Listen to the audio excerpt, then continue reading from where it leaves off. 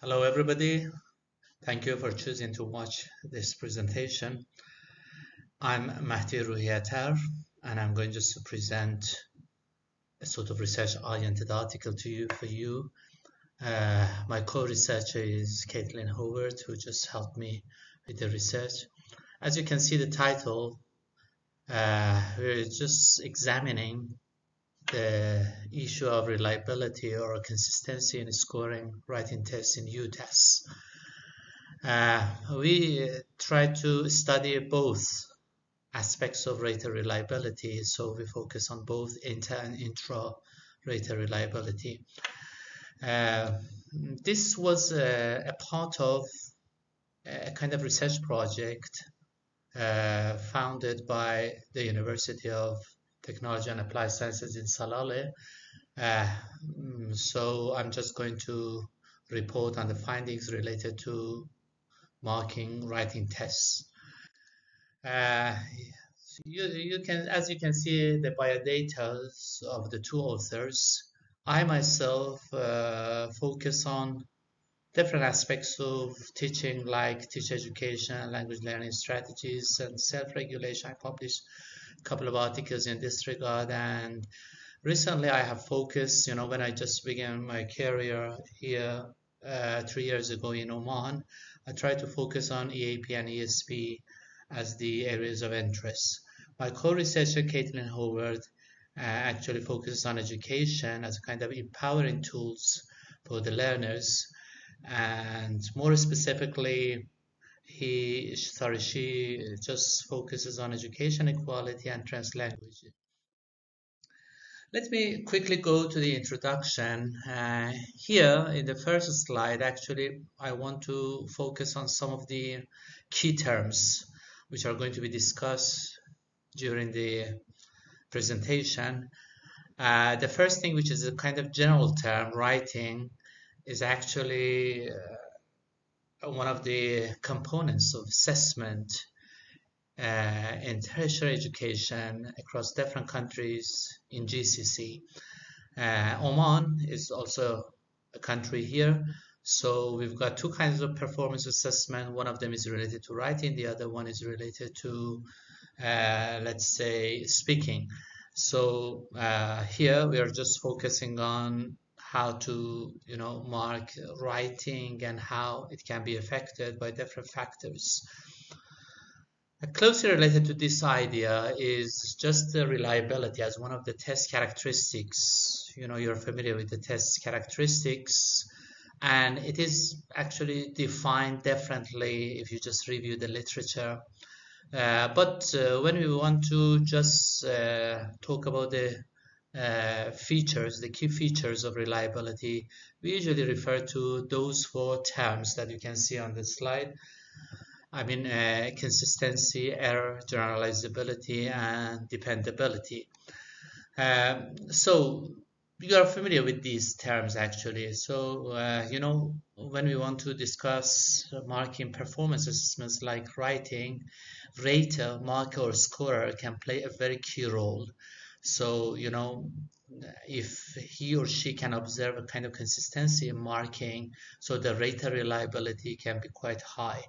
But due to some factors that we are going just to discuss later on, you can see that sometimes that kind of marking suffers from a level of, let's say, inconsistency. So we've got two kinds of rater reliability. One of them, the first one, which is inter-rater, is related to two raters marking the same performance. So here we are going just to measure how consistently the two, let's say, raters rate or mark the performance. In the second case, one rater marks the same performance at two different times. So here again, we want to measure whether he or she can mark the performance consistently or not. Usually for performance assessments, we have, let's say, rubrics. So rubrics, you're quite familiar. For example, most of you have just experienced taking an IELTS exam, TOEFL exam, kind of proficiency exam. So you can see that here, when you want to evaluate, or even some of you are just certified IELTS examiners. So you can see that here we have hierarchical levels of proficiency across different bands. For example, from 0 to 10. And then we have, let's say, different constructs. Later on, I will talk about it. So this can be a kind of criteria on the basis of which the markers can evaluate a kind of performance. In UTAS, in our own university, and in many universities in GCC countries, we've got a kind of rating scale which is intended to help the raters to be more, reliably actually rate the students' performance. So, formerly, most of the raters focus on their let's say, own general judgment while marking.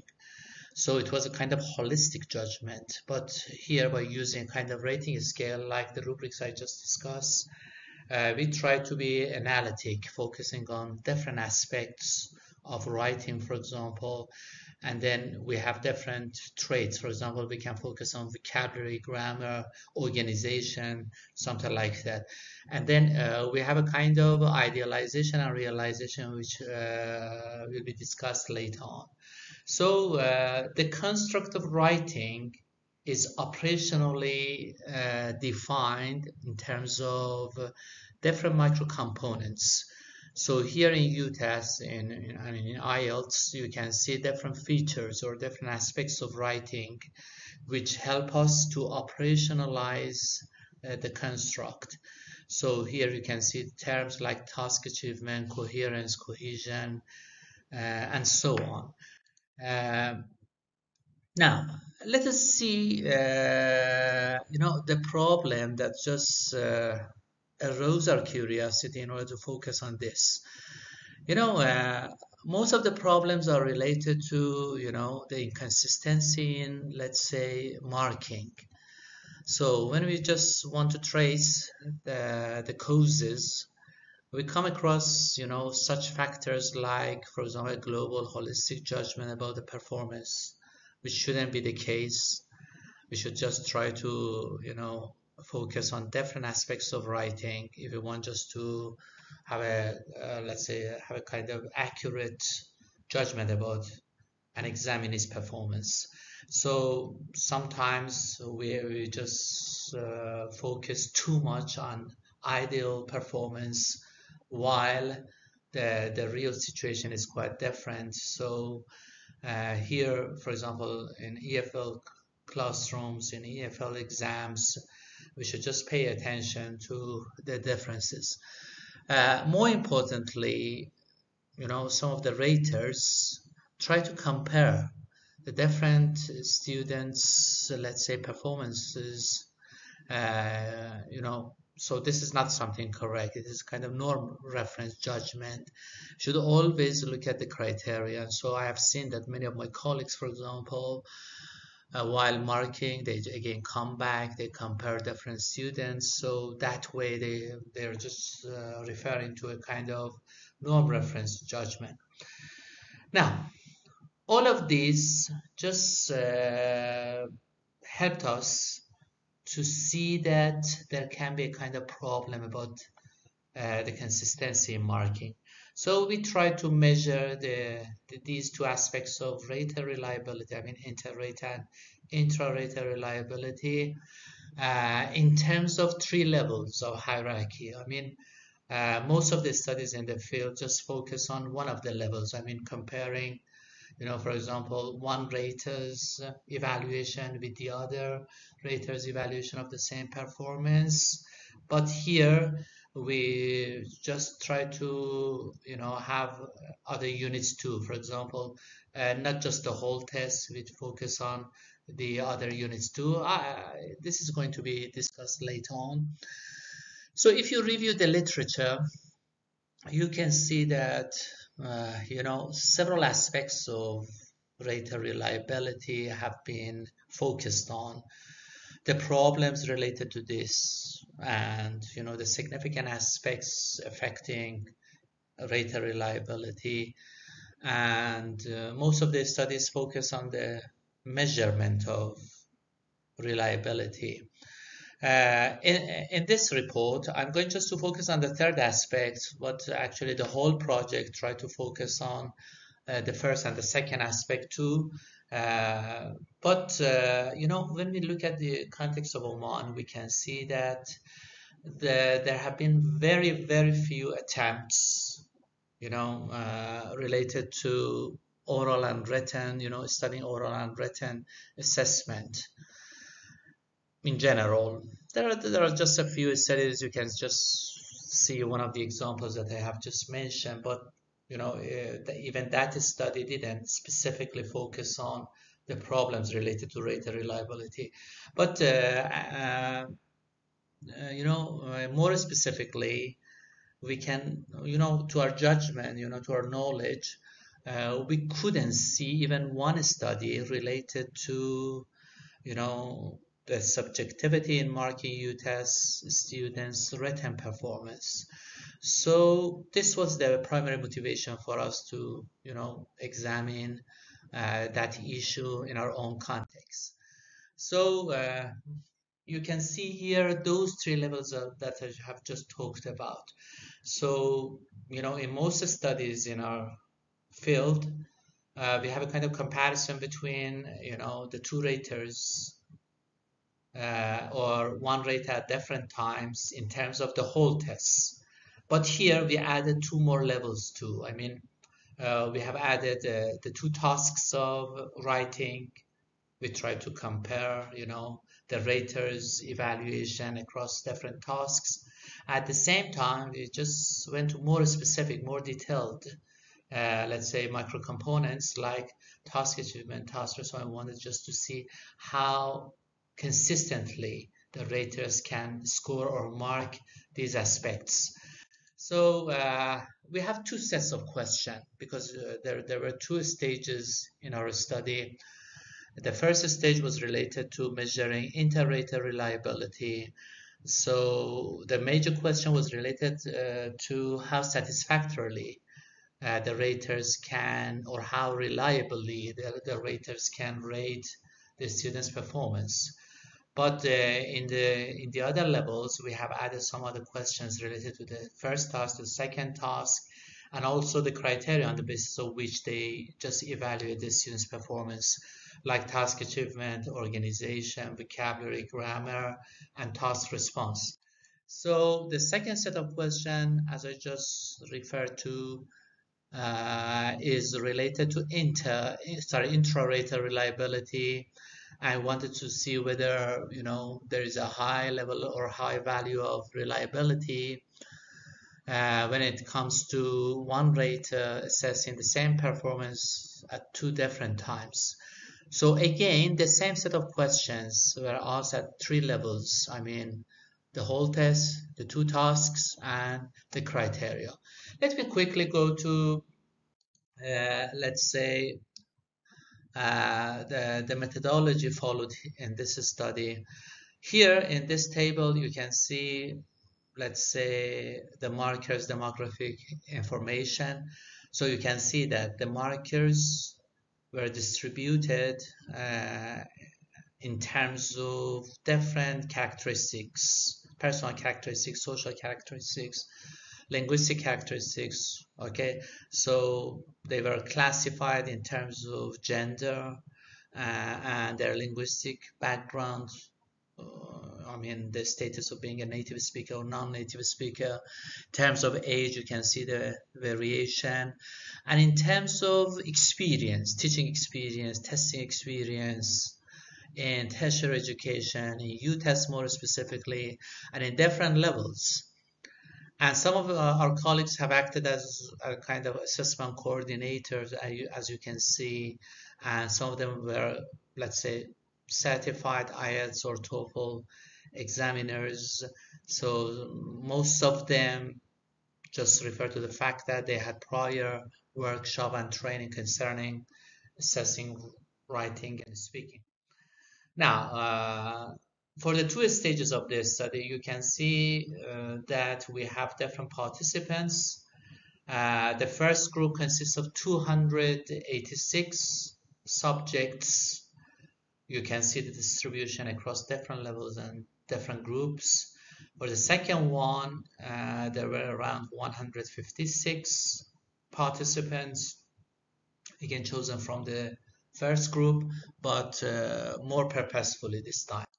So when we want to discuss the materials used here, again, we should refer to the detailed assessment booklets which are used by the markers. Those booklets are impeccable, actually. They can just give you every detail of how to administer a test, the test specifications, everything.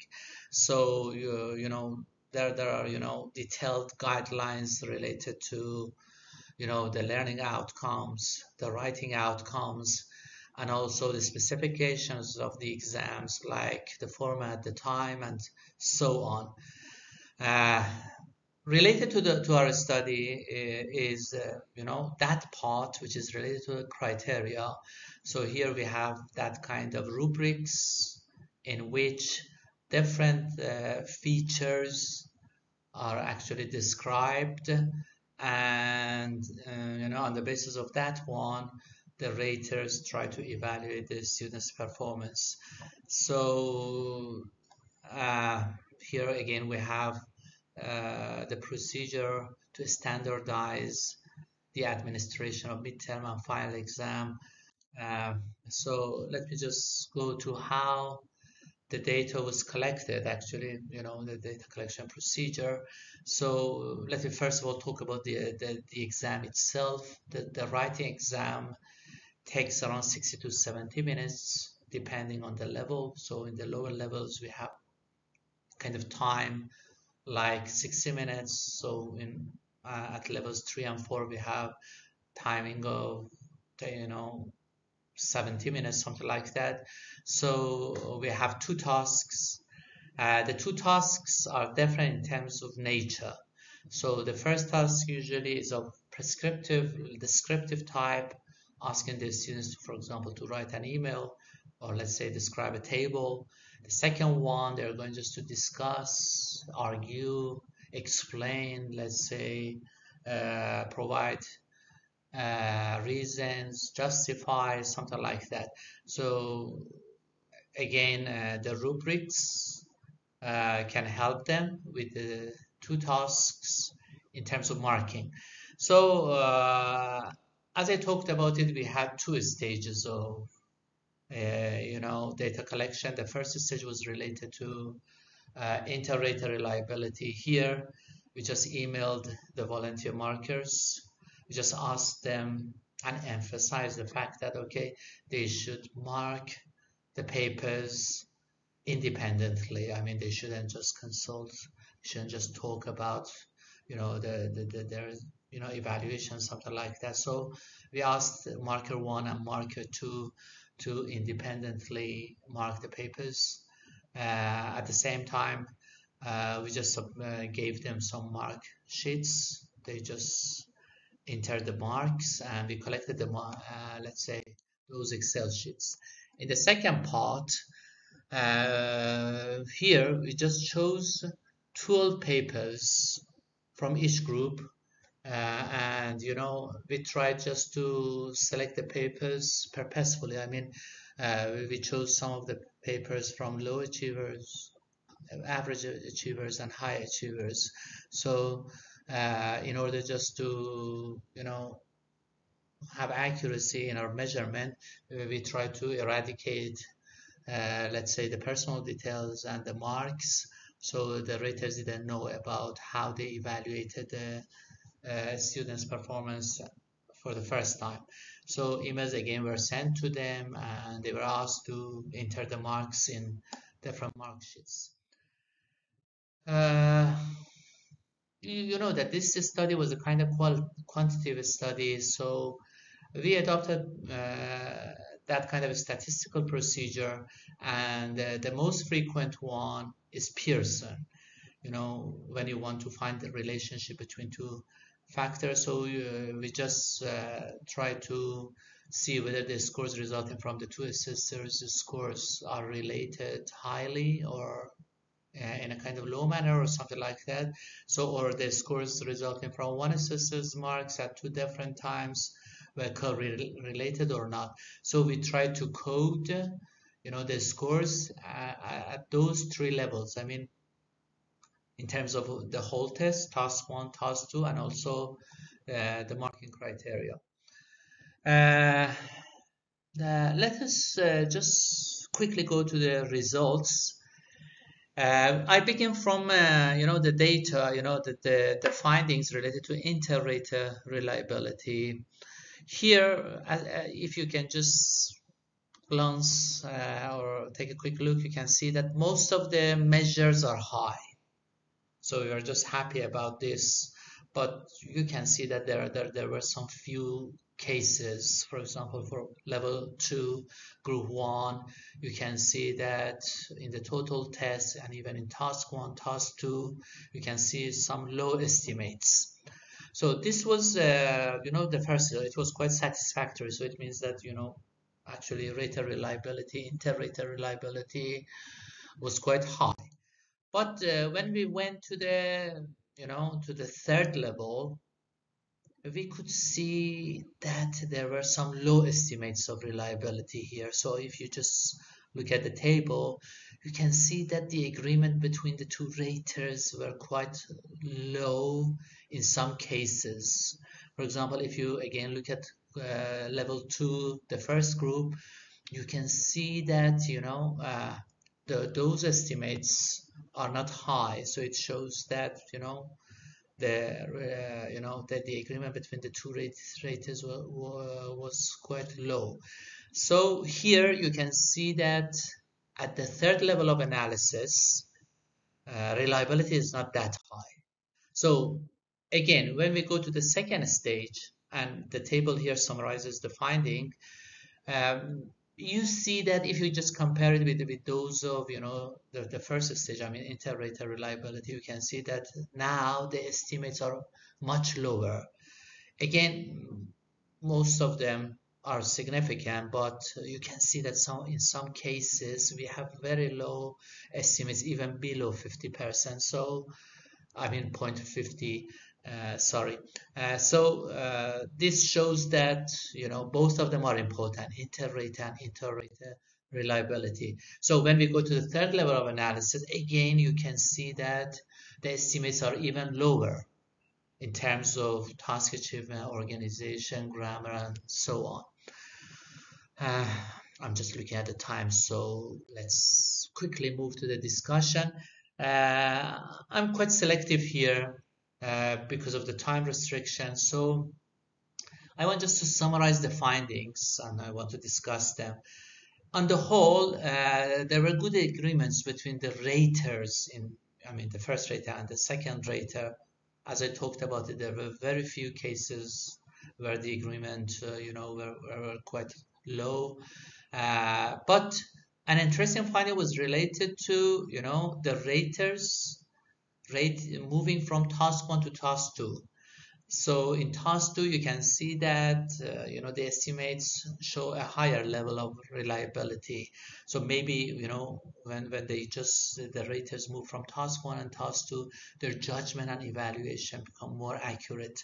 So we have found that different raters can perform differently because of their varying experience in teaching and marking, writing at tertiary level in general and in UTES in particular. So surprisingly, of course, we were quite happy about this. Most of the estimates were quite high, but the lower estimates at the third level just made us aware of the fact that when we just try to analyze the estimates of reliability at lower level, we can just come up with some sorts of shocking, let's say, estimates which refer to very low agreement between the raters. So again, we have some other, let's say, findings, but let me just focus on pairing.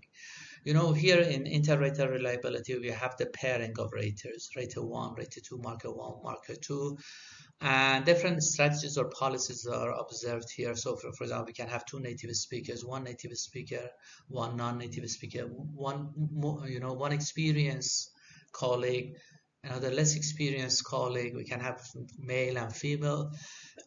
So these individual characteristics or background can just lead to a kind of inconsistency in marking. So when we have the pairing of native speakers, we just observe that there was much more agreement between the raters in terms of task achievement and organization. But when there was a kind of pairing between a kind of pairing in which we had a native speaker and non-native speaker, there were wide differences in terms of grammar. And of course, males and females, could perform good pairs, but when the pair consists of opposite sexes or let's say genders, so there were some problems here.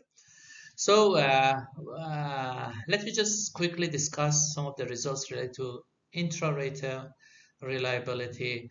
Here, as you could see, the estimates were lower. So the intra-rater reliability on the whole was not that high.